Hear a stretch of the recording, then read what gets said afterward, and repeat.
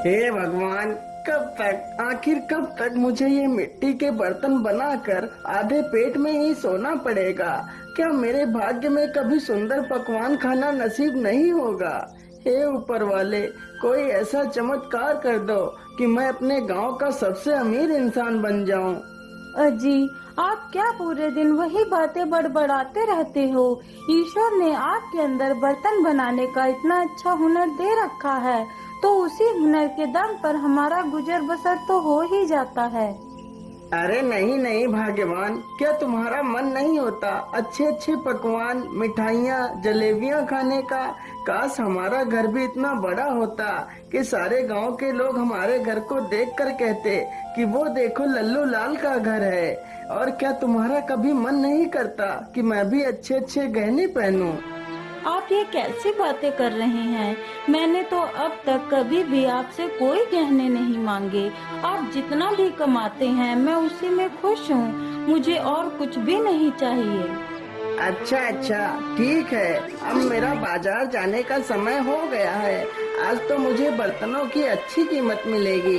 इतना कहकर लल्लू लाल मिट्टी के घड़े सिर पर रखता है और बाजार की ओर निकल पड़ता है। मेरी प्यारी पत्नी को भी कुछ नहीं पता है, बस हमेशा ज्ञान की बातें झाड़ती रहती है। मैं एक दिन जरूर बड़ा आदमी बनूंगा। ये सब कुछ सोचते सोचते कुम्हार बाजार में पहुंच जाता है।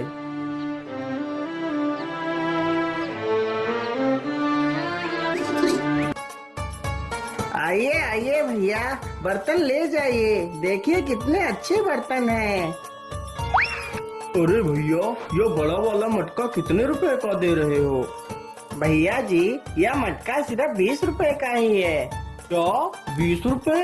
अरे नहीं नहीं भैया, 20 रुपए तो बहुत ज्यादा है। 20 रुपए में तो पूरे 4 घड़े आ जाएंगे।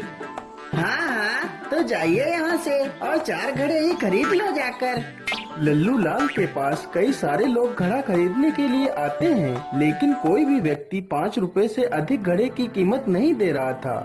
क्या करूं, इस घड़े को तो कोई भी आदमी 20 रुपए का लेने के लिए तैयार ही नहीं हो रहा है। क्या आज फिर मुझे ये सारे घड़े 5-5 रुपए में ही बेचने पड़ेंगे? अरे भाई, यह बर्तन कितने पैसे में दे रहे हो? भैया, बड़ा वाला घड़ा 20 रुपए का है और बाकी के घड़े 10-10 रुपए में दे दूंगा। अरे नहीं नहीं भैया, बहुत महंगे घड़े बता रहे हो। मैं तो इन तीनों की कीमत सिर्फ 20 रुपए दूंगा। क्या करूं, 20 रुपए तो और किसी ने बोले भी नहीं है इन घड़ों के। या तो फिर भी 20 रुपए दे रहा है। चलो चलो, यह सारे घड़े 20 रुपए में ही बेच देता हूँ। ठीक है भैया, मैं तुम्हें यह सारे घड़े देने के लिए तैयार हूँ। लल्लू लाल पैसे ले लेता है और बाजार से चला जाता है।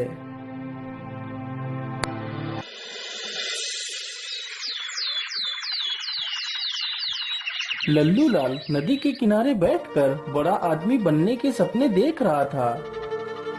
क्या करूं, कैसे बड़ा आदमी बनूं? रोज रोज मुझे बर्तन बनाना बिल्कुल भी अच्छा नहीं लगता है। अरे ये क्या, मुझे लगता है या तो कोई बोतल है। चलो चलो, इसे पानी से बाहर निकाल कर देखता हूँ। लल्लू लाल उस बोतल को पानी से बाहर निकाल लेता है। अरे इस बोतल के अंदर क्या है? मुझे लगता है इसमें कोई कागज छिपाया गया है। चलो इसे खोल कर देखता हूँ।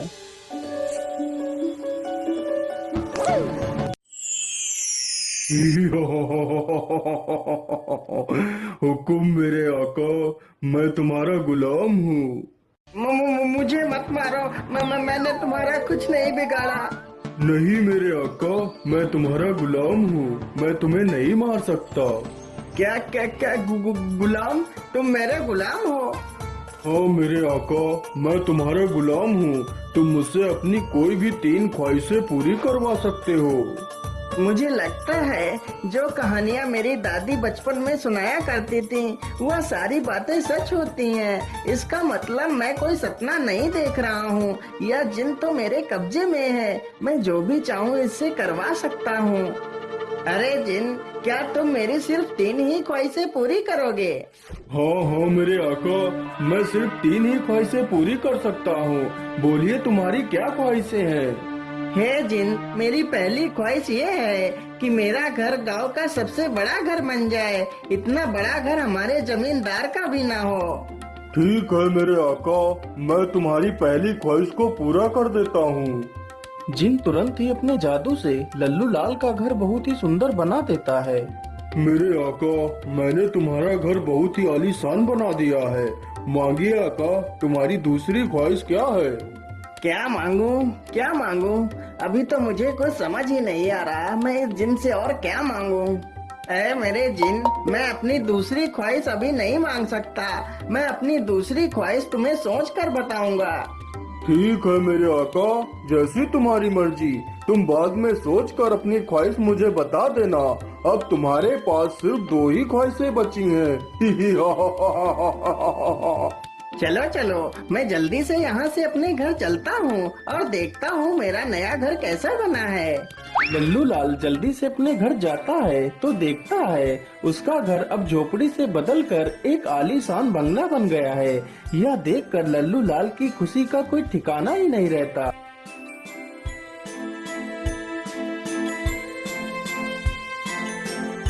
देखा भाग्यवान, कैसे मैंने रातों रात इतना बड़ा बंगला बना दिया।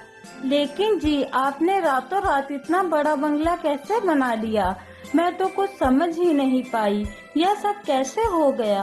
अरे भाग्यवान, यह सारा कमाल तो उस जिन का है जो मुझे मिला है। क्या जिन? कैसा जिन? अरे भाग्यवान, आज सुबह जब मैं नदी के किनारे बैठा था तो मैंने देखा। इस प्रकार लल्लू लाल पूरी कहानी अपनी पत्नी को सुनाता है। अजी, इस प्रकार कमाया हुआ धन कभी भी लाभ नहीं देता। ऐसे धन को प्राप्त कर हमें किसी मुसीबत का सामना न करना पड़े। अरे भाग्यवान, तुम तो बेकार में इतनी चिंता कर रही हो, हमें कुछ नहीं होगा। लेकिन स्वामी, हमने इतना बड़ा घर बना तो लिया है, लेकिन हमारे पास तो एक भी पैसा नहीं है।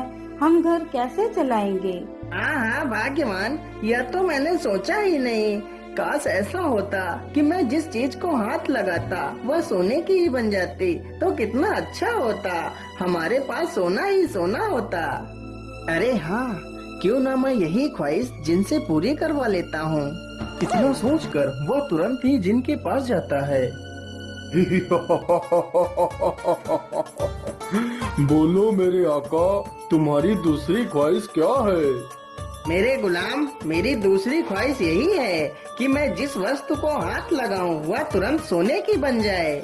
जो हुक्म मेरे आका, ऐसा ही होगा। जिन तुरंत ही अपने जादू से लल्लू लाल को ये वरदान दे देता है। मेरे आका, अब तुम जिस वस्तु को भी हाथ लगाओगे वह तुरंत सोने की हो जाएगी। मेरे आका, अब तुम्हारी बस एक ही ख्वाहिश बची है, तुम जल्दी से उसे भी पूरा करवा लो। नहीं नहीं मेरे गुलाम, मैं अपनी आखिरी ख्वाहिश बाद में मांगूंगा। इतना कहकर लल्लू लाल वहाँ से चल पड़ता है। अरे ये क्या, यह मछली तो पानी के बाहर आ गई है। बेचारी पानी के बिना तो कितना तड़प रही है। चलो चलो, जल्दी से इसे पानी में छोड़ देता हूँ। लल्लू लाल जैसे ही उस मछली को हाथ लगाता है वह मछली तुरंत सोने की बन जाती है। अरे राम राम राम, ये क्या हुआ? यह मछली तो सोने की बन गई। मैं तो भूल ही गया था कि मैं जिस वस्तु को भी हाथ लगाऊंगा वह सोने की हो जाएगी। लल्लू लाल यह सब देखकर बड़ा दुखी हो जाता है और मछली को नदी के बाहर ही डाल देता है और वहाँ से चला जाता है। लल्लू लाल घर पहुंचकर जैसे ही दरवाजे को खटखटाता है तो दरवाजा भी सोने का बन जाता है। अरे भाग्यवान, आज तो मैं बहुत थक गया हूँ। मुझे जल्दी से कुछ खाना दे दीजिए, मुझे बहुत जोर की भूख लगी है। ठीक है जी, आप यहीं बैठिए, मैं भी खाना लाती हूँ।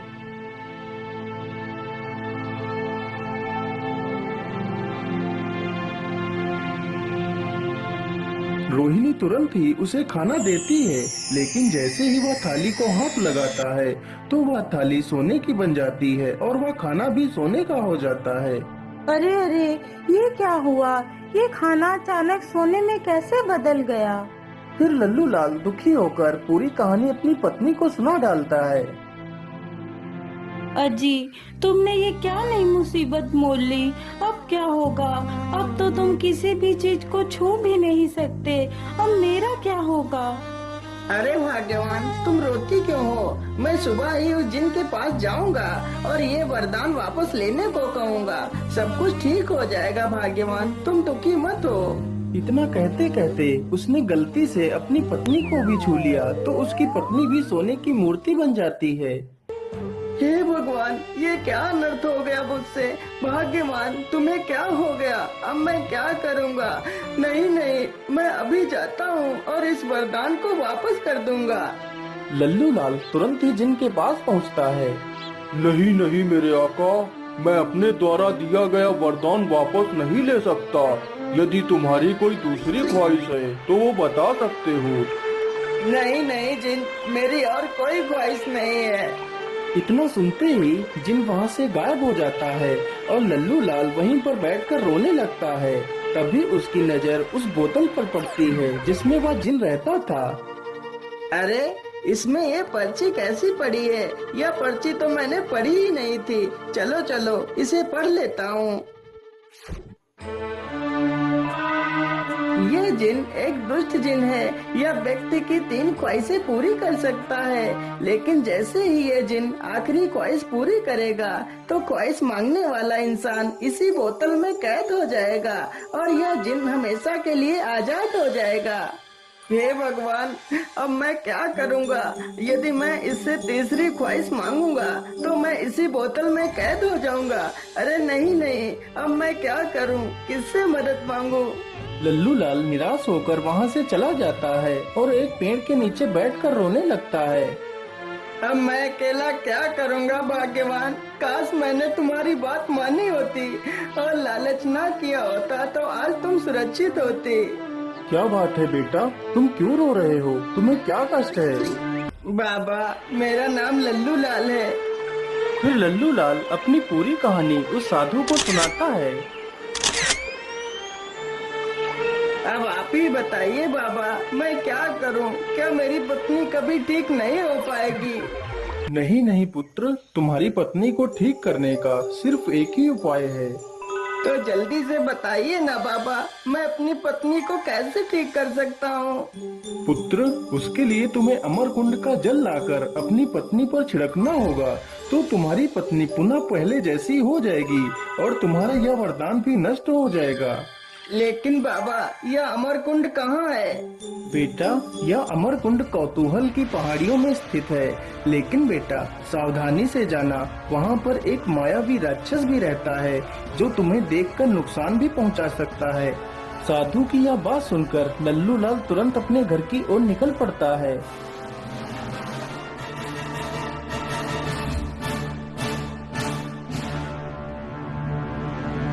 मिट्ठू, मैं अमर कुंड से जल लेने के लिए जा रहा हूँ। तुम अपनी मालकिन का ख्याल रखना। नहीं नहीं मालिक, मैं भी तुम्हारे साथ ही चलूँगा। पता नहीं तुम्हारे किस काम आ जाऊँ। किसी महापुरुष ने कहा है कि एक से भले 2 होते हैं। ठीक है मिट्ठू, तो फिर तुम भी मेरे साथ ही चलो। लल्लू लाल जल्दी से एक खाली बोतल उठाता है और दोनों वहाँ से निकल पड़ते हैं।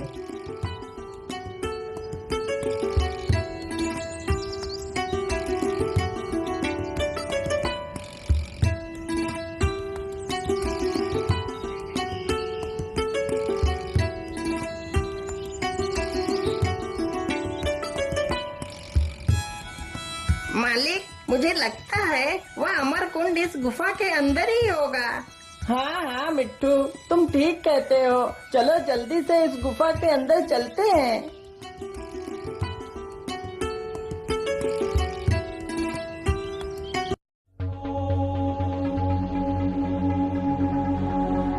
मालिक, उधर देखिए, वो रहा अमर कुंड। चलो चलो जल्दी से पानी भर लेते हैं।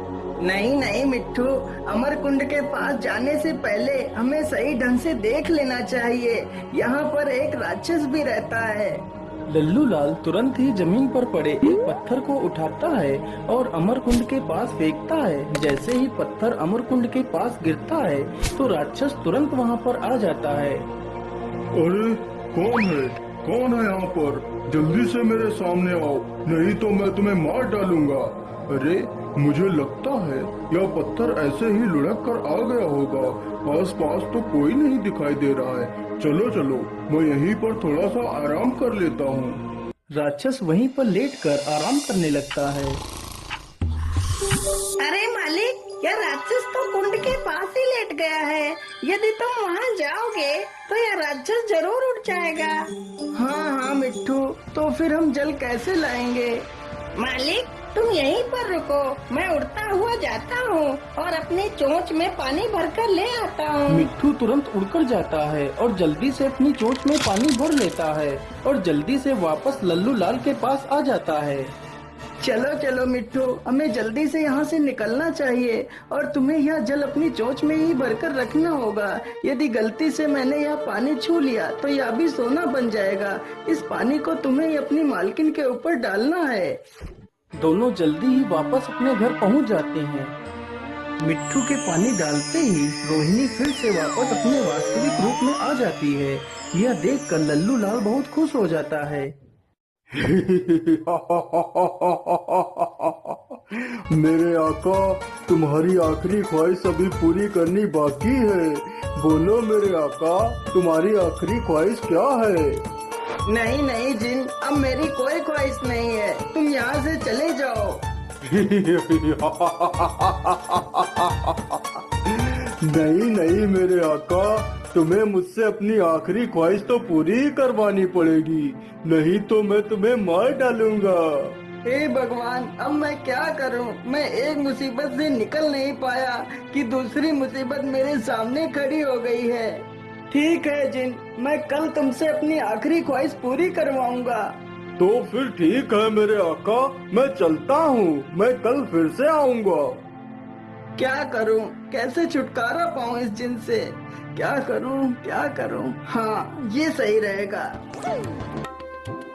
अरे भाग्यवान, मैं जंगल जा रहा हूँ। मैं अभी जल्दी ही वापस आ जाऊंगा।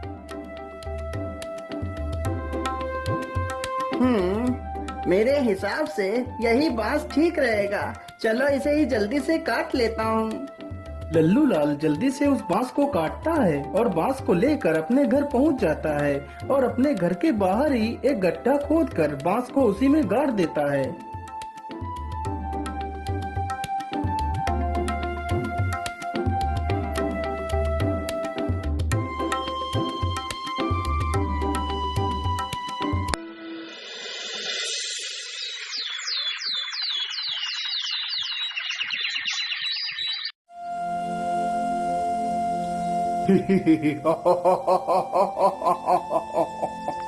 बोलिए मेरे आका, तुम्हारी आखिरी ख्वाहिश क्या है? अरे ओ मेरे गुलाम, मेरी आखिरी ख्वाहिश यही है कि जो यह बांस जमीन में गड़ा हुआ है, इस बांस पर तुम्हें 20 साल तक चढ़ना है और फिर नीचे उतरना है, फिर चढ़ना है और फिर नीचे उतरना है। यह कार्य तुम्हें लगातार 20 साल तक करना है। यह सुनकर तो जिन के होश उड़ जाते हैं। वह पहले दिन तो आसानी से चढ़ उतर लेता है।